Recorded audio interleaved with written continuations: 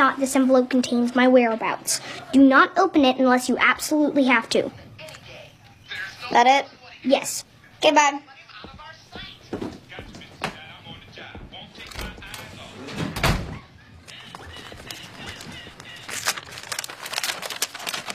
I knew you were going to open this the moment I left. To slow you down, I've shrouded my destination in code. What a dork. Tarzan, I thought you were dead. I'm home. Hey. Hey, baby. Where's Sheldon? I don't know, he left. He left. Where'd he go? He wouldn't tell me, but he wrote it in this weird letter.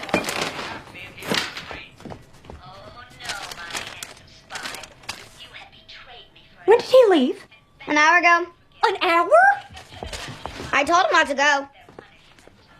He must wanted me on the bottom! To your child that made you realize nuclear was the only option. When my daughter was 13, she suddenly became extremely excited about going to school. This was the same girl who 2 weeks ago tried to play dead to skip class. So, naturally, I asked her why the change. Oh, I now have Mr. Davidson for history every day. His class is super fun. I smiled, glad she was finally not hating school. I didn't think much about it again until a week later, when Emma started setting her alarm 30 minutes earlier, just to pick out the perfect cutscene outfit. It's not like Emma never cared about her appearance, but she was always fine with just throwing the first clean thing on. I remember asking her if she was trying to impress a boy she had a crush on, and her face went totally red. "Don't say that, Mom," she yelled. That's when I got truly suspicious. I started looking at her normal teenage mood swings more carefully, and I realized they were always related to Mr. Davidson. She'd never admit it, but I noticed things like, if Mr. Davidson complimented her project, she'd float around the house for hours. But if Mr. Davidson didn't acknowledge her much that day, she'd barely speak and pick at her plate during dinner. That's when I tested her in a subtle manner. "I was thinking of moving you out of Mr. Davidson's class. I think it would be good."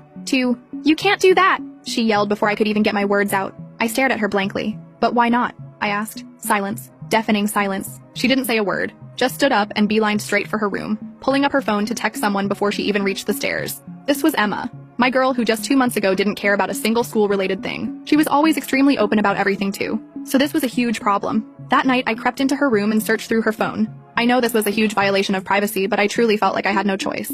I had a gut feeling she was in danger. I combed through every messaging app I could find, looking for anything at all related to Mr. Davidson. And that's when I found it. An email thread on a backup email she had made seemingly specifically for communicating with him. The last email from him read, "Can't wait to see you during my free period tomorrow." My hand started shaking as I opened the thread, and what I read made me want to throw up. Mr. Davidson was telling my 13-year-old daughter that she was mature for her age and special, and that their connection transcended normal student-teacher relationships. He sent her photos of gifts he'd give to her, and she'd tell him she was hiding them in her bag. I quietly went through her bag as soon as I read it, and that's when I saw it. Expensive professional makeup, mature outfits, stockings, all as gifts, from Mr. Davidson. I wanted to puke. What do you even do when you realize your daughter is being groomed? The first thing I did was take pictures of everything with my own phone while trying not to scream. My first instinct was to tell the school, tell the police, tell someone, but I knew I couldn't. Because Mr. Davidson wasn't just any regular teacher. Mr. Davidson's parents donated a lot to the school. His brother was the police chief who just spoken at our PTA meeting about protecting children. His wife was on the school board.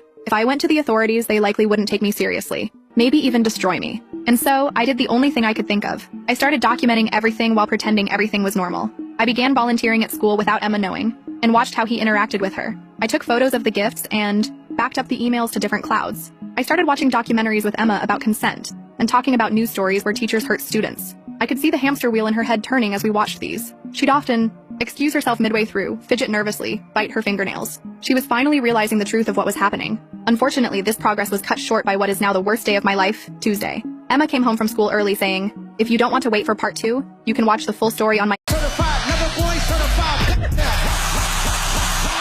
Come on. I'ma do my stuff. Why you pulling like a can't you? Trying to strike a chord and it's probably certified, never boy certified. Why were you concerned? Certified, never boy certified. Come on.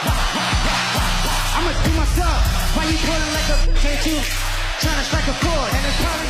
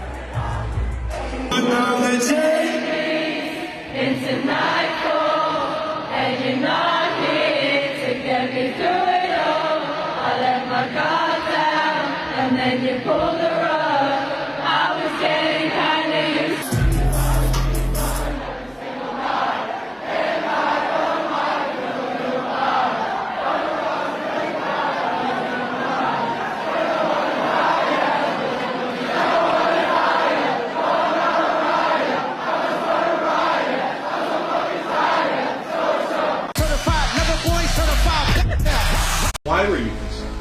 Because I'm pregnant and this girl's about to beat my. Hello?